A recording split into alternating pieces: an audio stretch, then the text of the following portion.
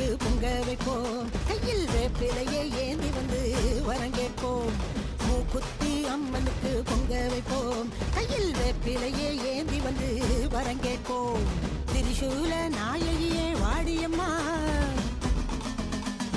திரிசூல நாயகியே வாடியம்மா, இந்த திருநாளில் வேண்டியத தாடியம்மா. மூக்குத்தியம்மா அம்மா மூக்குத்தியம்மா, மூக்குத்தியம்மா அம்மா மூக்குத்தியம்மா, மூக்குத்தியம்மா.